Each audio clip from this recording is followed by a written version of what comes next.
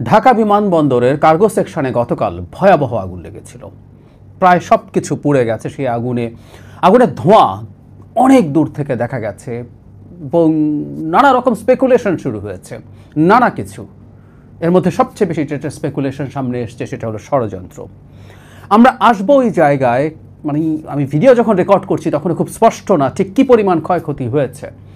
In fact গতকাল রাতেই একটা চমৎকার রিপোর্ট করেছে টিবিএস। আমি আপনাদেরকে রিপোর্টটা পড়ার জন্য অনুরোধ করবো যে ঠিক কী ঘটে, ওখানে কি থাকে এবং তার প্রভাব কতটা সুদূর প্রসারী হতে পারে। এটা হলো একটা দিক, ফিনান্সিয়াল ক্ষয়ক্ষতির দিক। একই সাথে আমাদের একটা বিমানবন্দরের কার্গো সেকশনে অগ্নি নির্বাপন সক্ষমতার প্রশ্ন আছে, অদক্ষতার প্রশ্ন আছে, আমাদের প্রায়োরিটির অভাবের প্রশ্ন আছে। ষড়যন্ত্রের আলাপ তো আছেই। ষড়যন্ত্রের আলাপ কেন আসছে সেটা নিয়েও অনেক কথা বলে প্রাথমিকভাবে যদি বলি যে এখানে কী ঘটেছে, আসলে কি থাকে। এখানে বিভিন্ন রকম কাঁচামাল থাকে এবং গার্মেন্টের খুব গুরুত্বপূর্ণ কিছু জিনিস থাকে। আমি টিবিএসের রিপোর্টে দেখলাম, সেটা হচ্ছে যারা রপ্তানিকারক আছেন, যে অনেক বেশি পণ্য এয়ারপোর্ট দিয়ে বা বিমানের কার্গো দিয়ে যায়, নট নেসেসারিলি, সাধারণত তারা খুব দেরি হয়ে গেলে কিছু কিছু পণ্য তখন তারা এটার মাধ্যমে রপ্তানি করে থাকেন। কিন্তু যে ঘটনা ঘটেছে, অন্তত 500 রপ্তানিকারকের বিভিন্ন রকম পণ্য এখানে ছিল এবং অনেকের সেই পণ্য পুড়ে যাওয়ার সম্ভাবনা তৈরি হয়েছে। এর মধ্যে যা যা হয়, যেগুলো খুবই টেকনিক্যালি এরকম ব্যাপারগুলো, যে কোনো একজন বায়ার স্যাম্পল পাঠিয়েছে, সেই স্যাম্পলটা তার দরকার ছিল, যে স্যাম্পলের উপরে ভিত্তি করে তিনি তার পাল্টা যে অফার সেটা পাঠাবেন, সেই স্যাম্পল পুড়ে গেছে। এরকম ঘটনা ঘটতে পারে। বা কে অ্যাক্সেসরিজ এনেছেন, একজন বায়ারের কথা রিপোর্টে আছে যিনি ভারত থেকে লেস এনেছেন, যেটার উপরে ভিত্তি করে তার অনেক টাকার পণ্য তৈরি করে তিনি পাঠাবেন। এখন সেটা যদি ডিলেইড হয়ে যায় তাহলে যেটা সংকট দাঁড়াবে সেটা হলো এই কারণে তার যে পণ্যর শিপমেন্টের যে ডেট সেটা যদি পিছিয়ে যায়, হতে পারে যে তাকে বিমানে করে পাঠাতে হবে, সেই ক্ষেত্রে অনেক বেশি খরচ তার হবে। বা এমনও তথ্য আছে ওখানে যে কোনো কোনো বায়ার 3টা দেশে একসাথে স্যাম্পল পাঠিয়েছে, তারা বিভিন্ন দেশ থেকে তাদের অফার জানতে চাইছে এবং শেষ পর্যন্ত তারা একটা সিলেক্ট করবে। এটা পড়ে যাওয়ায় এটা মানে ক্ষতিগ্রস্ত হয়, দেখা যাবে অর্ডার অন্য কোথাও চলে যেতে পারে। আর একই সাথে কেউ যদি রপ্তানি করার জন্য যে পরিমাণ পণ্য ওখানে জমা করেছিলেন সেটা যদি পড়ে যায় তাহলে তার কথাই নেই। এই রকম নানা সংকট আসলে ওখানে তৈরি হয়েছে এবং বলা হচ্ছে অ্যারাউন্ড $1 বিলিয়ন মতো পণ্য রপ্তানি ক্ষতিগ্রস্ত হতে পারে। মানে এখানে $1 বিলিয়ন পণ্য পুড়ে গেছে, ব্যাপারগুলো এইরকম না। এখানে যা যা ক্ষতি হয়েছে তার সাথে $1 বিলিয়ন পণ্য রপ্তানি নিয়ে প্রশ্ন আসতে পারে। যে কথাটা বলছিলাম যে প্রাথমিকভাবে এটা সরিয়ে রেখে ষড়যন্ত্রের আলাপে পরে আসছে, কেন সেটা আসছে, কিন্তু তার সাথেও এই আলাপটা খুব জরুরি। আমি দেখলাম একটা রিপোর্টে যে আমাদের একজন এভিয়েশন এক্সপার্ট বলছেন যেহেতু কোনো বিমানে আগুন লাগেনি, আমাদের এয়ারপোর্টের যে র্যাঙ্কিং আছে সেটা ক্ষতি হবে না। কিন্তু আমরা যদি এভাবে বলি, র্যাদার তার ওখানেও আছে যে আমাদের অগ্নি নির্বাপন সক্ষমতার মারাত্মক অভাব আছে। চেষ্টা ছিল, আমাদের ফায়ার ফাইটিং যে টিমগুলো আছে, এয়ারফোর্স, নেভি সবাই মিলে কাজ করেছেন, কিন্তু এতক্ষণ আগুন জ্বলতে পারলো, এটা বাংলাদেশের রাষ্ট্র হিসেবে সক্ষমতাকে বিরাট প্রশ্নের মুখে গ্লোবালি ফেলেছে। ইন্টারন্যাশনাল প্রচুর মিডিয়াতে যৌক্তিক কারণে এই অগ্নিকাণ্ডের খবর এসছে। তার মানে আমরা একটা রাষ্ট্র, দেশের প্রধানতম আরও কয়েকটা এয়ারপোর্টকে আমরা এখন আন্তর্জাতিক বলছি, ওখানে কিছু আন্তর্জাতিক ফ্লাইট ওঠানামা করে, বাট মূলত এটাই হচ্ছে আমাদের আন্তর্জাতিক একমাত্র এয়ারপোর্ট যেটাকে আমরা বলতে পারি। সেটার যে সক্ষমতা, রাষ্ট্রের সর্বোচ্চ সক্ষমতা সেখানে থাকার কথা, এবং সেটা মোটেও সন্তুষ্ট হবার মতো কিছু না। এটা এক মারাত্মক প্রশ্ন তৈরি করেছে গ্লোবালি, এতে কোনো রকম কোনো সন্দেহ নেই, এমনকি ষড়যন্ত্র হলেও। এবার ষড়যন্ত্রের আলাপটায় আসি। ষড়যন্ত্রের আলাপটা আসলে মূলত এই কারণে এসছে, 3 দিনে অন্তত খুব অল্প সময়ের মধ্যে 3টা মারাত্মক অগ্নিকাণ্ডের ঘটনা ঘটল।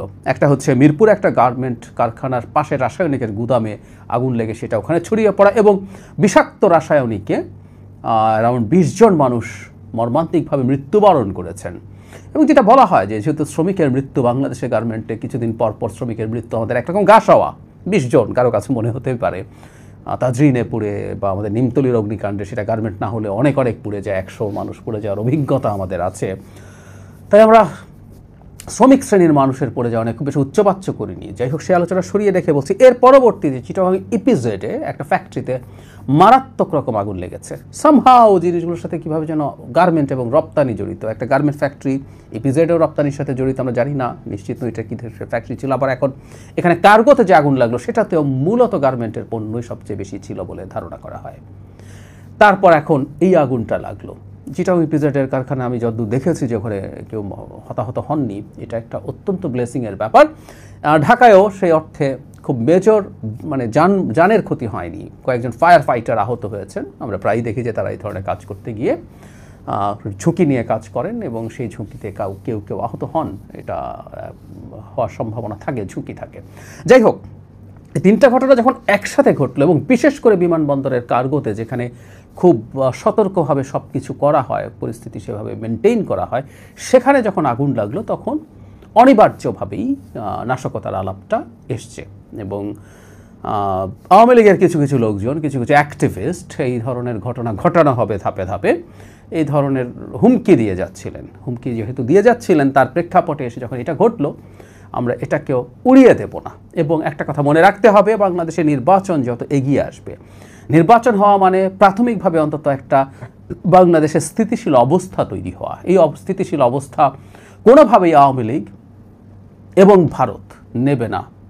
দুঃখজনক হলেও যোগ করতে বাধ্য হচ্ছি, দেশের মধ্যে থাকা বা দেশের বাইরে থাকা কিছু মানুষ, কিছু ব্যক্তি যারা শেখ হাসিনার বিরুদ্ধে লড়াইয়ে ইনভলভড ছিলেন, তারাও বাংলাদেশ একটা স্থায়ী স্থিতিশীলতার মধ্যে ঢুকবেন এটা তারা পছন্দ করছেন না। সুতরাং সবার জন্য এটা সুবিধার জায়গা আছে।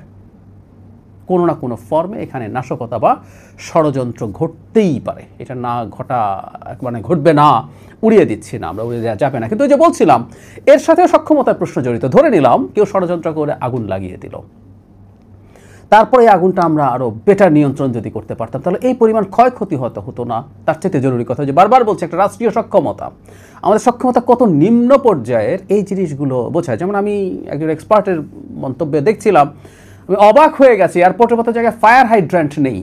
মানে আমরা হয়তো খেয়াল করবো উন্নত বিশ্বের বিভিন্ন শহরে বিভিন্ন জায়গায় থাকে, এখানে কতগুলো যারা হাইড্রেন্ট ব্যাপারটা কনসেপচুয়ালি বোঝেন না তাদের জন্য বলছি, যে এখানে কতগুলো স্থাপনা থাকে ছোট পাইপের মতো, যেখানে পানির সহজ অ্যাক্সেস থাকে, জাস্ট ওখানে পাইপটা লাগিয়ে পানি দেওয়া যায় এবং ওখানে আনলিমিটেড পানি পাওয়া যায়। একটা গাড়িতে করে যখন পানি নিয়ে আসা হয়, একটা ফায়ার ইঞ্জিনে পানি অ্যাডিকুয়েট থাকে না, বা অনেক দূর থেকে যদি সোর্স থাকে সেখান থেকে আনতে দেরি হয়। তো এরকম এয়ারপোর্টে ফায়ার হাইড্রেন্ট নাই, এরকম একটা গুরুত্বপূর্ণ স্থাপনায়, এগুলো তো অবিশ্বাস্য রকম অদক্ষতা। এগুলোতে শুধুমাত্র সক্ষমতার অভাব না, এগুলো আমাদের অদক্ষতা, অসতর্কতা। তো এগুলো যদি থাকতো, তাহলে কেউ যদি ষড়যন্ত্র করে আগুন লাগিয়ে দেয়, দিয়েও থাকে, ধরে নিলাম যে সেটাই হয়েছে, তাহলে আমরা আগুন অনেক দ্রুত ম্যানেজ করে ফেলতে পারতাম। তাতেও ক্ষয়ক্ষতি কম হতো এবং আমাদের প্রস্তুতি প্রমাণিত হতো। কিন্তু না, সেটাও হলো না। সো অ্যাজ এ হোল আমরা এভাবে বলতে পারি, এটা যদি ইভেন অ্যাক্সিডেন্ট হয়, সেটা আমরা ম্যানেজ ঠিক মতো করতে পারিনি। আর অ্যাক্সিডেন্ট হলেও কেউ কেউ বলছেন যে শুরুতেই ষড়যন্ত্রের তীর দেখে অঙ্গুলি হেলন না করতে। আমি আবার একটা ভিন্ন জিনিস মনে করি, আমরা যে সময়ে বসবাস করছি, যে সময় আমরা এগিয়ে চলছি, মানে যত দিন আসতে থাকবে নির্বাচনের দিকে, যতই বাংলাদেশ একটা স্থিতিশীল অবস্থার দিকে এগিয়ে যাবে, বাংলাদেশকে আনস্টেবল করার জন্য ভারত, আওয়ামী লীগ এবং অবশ্যই বেশ কিছু অ্যানার্কিস্ট আছেন যাদের স্বার্থ আছে, যারা মনে করেন সরকার টিকে গেলে বা একটা ডিসরাপশন তৈরি হলে তাদের ক্ষমতায় ইনডিরেক্টলি থাকা এবং সেটাকে তারা ইনফ্লুয়েন্স করতে পারার সুবিধা হবে, তারা তো আছেনই। সুতরাং ষড়যন্ত্র ধরেই আসলে আমাদেরকে বিবেচনা করতে হবে। যদিও এই সরকার আদৌ কতটুকু এফিশিয়েন্টলি ষড়যন্ত্র যদি হয়ে থাকে, সরকার অলরেডি একটা স্টেটমেন্ট দিয়েছে, তারা তলিয়ে দেখছেন বা খতিয়ে দেখছেন ষড়যন্ত্র কিনা, ষড়যন্ত্র হলে তারা ব্যবস্থা নেবেন। আমি এই সরকারের উপরে আসলে খুব বেশি আশাবাদী নই। এই কারণে আমাদের নাগরিকদের যথেষ্ট পরিমাণ শোরগোল করা দরকার আছে, যাতে এটা ষড়যন্ত্র যদি হয়েও থাকে তা সেটা খুব দ্রুত খুঁজে বের করে, এবং পটেনশিয়াল আর কোন কোন জায়গায় হতে পারে। কারণ আমাদেরকে তো এখন থেকে সতর্ক হতে হবে, কোথায় কোথায় হতে পারে, হলে কী ধরনের প্রস্তুতি থাকবে। এটা শুধু যে অগ্নিকাণ্ড দিয়ে হবে তা না, এই স্যাবোটাজ আরও নানান ফর্মে হতে পারে। সরকারকে অতি সতর্কভাবে এই সব কিছু দেখার চেষ্টা করতে হবে। এবং একটা কথা একটু মনে রাখবো, আমরা এই মুহূর্তে অন্তত আমাদের শেখ হাসিনা বিরোধী যে শক্তিরা মাঠে ছিলেন, তাদের মধ্যে বিভেদ দেখা যাচ্ছে, তাদের মধ্যে বিতর্ক, মতদ্বৈততা খুব সমস্যা না, কিন্তু বিভেদ এবং কখনো কখনো এক ধরনের শত্রুতার অ্যাটিটিউড দেখা যাচ্ছে। এই জিনিসগুলো আসলে এই ধরনের পরিস্থিতিকে আরও বেশি উস্কে দিতে সাহায্য করে। আমার মনে হয় রাজনৈতিক দলগুলো, রাজনৈতিক শক্তিগুলো প্রত্যেকের উচিত হবে তাদের মধ্যকার এই সিরিয়াস মতদ্বৈততা বা বিশেষ করে শত্রুভাবাপন্ন যে মানসিকতা, সেটা থেকে বেরিয়ে আসা। কারণ একটা জাতির অভ্যন্তরীণ ঐক্য যদি দুর্বল হয়ে পড়ে, শত্রু বা নিজেদের মধ্যে থাকা যে কোনো শত্রু এই ধরনের স্যাবোটেজ করার মতো সুযোগ বেড়ে যায়, সম্ভাবনা বেড়ে যায়।